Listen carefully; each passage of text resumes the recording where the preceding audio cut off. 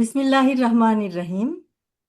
আজকের অনুষ্ঠানের সভাপতি, প্রধান অতিথি, বিশেষ অতিথিবৃন্দ, জিয়াউর রহমান ফাউন্ডেশনের সদস্যবৃন্দ এবং আমাদের প্রিয় শহীদ রাষ্ট্রপতি জিয়াউর রহমানের জন্মভূমি বাগবাড়ি গাবতলীর সম্মানিত সুধীমণ্ডলী, আসসালামু আলাইকুম।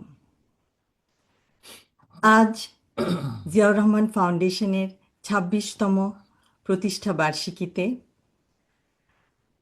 উপস্থিত থাকতে পেরে আমি অত্যন্ত আনন্দিত। সারা দিন ব্যাপী বিনামূল্যে স্বাস্থ্যসেবা প্রদান করে জিয়াউর রহমান ফাউন্ডেশনের সকল সদস্য নিরলস প্রচেষ্টা করেছেন।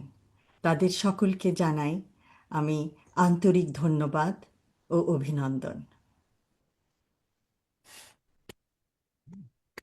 মানব সভ্যতার এক ক্রান্তি লগ্নে আমরা আজ পৌঁছে গেছি, কিন্তু আর্তমানবতার সেবায় আমরা সকলে নিজ নিজ ক্ষেত্রে প্রচুর অবদান রাখতে পারি।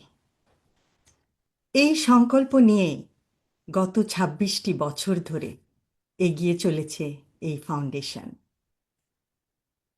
এই ফাউন্ডেশনের প্রতিটি সদস্যের মানবতা, আত্মত্যাগ অকল্পনীয়। মানব সেবায় তারা ছুটে যায় দেশের এক প্রান্ত থেকে অন্য প্রান্তে। এর নজির আমরা দেখেছি, যখন দেশের যে কোনো প্রয়োজনেই তারা দেশবাসীর পাশে দাঁড়ায়।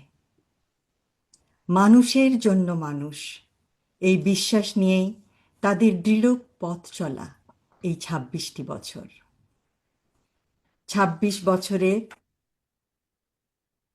স্বল্প সামর্থ্যে অথচ আকাশচুম্বী মানবিকতায় তারা বহু মানুষকে প্রতিষ্ঠিত করেছে।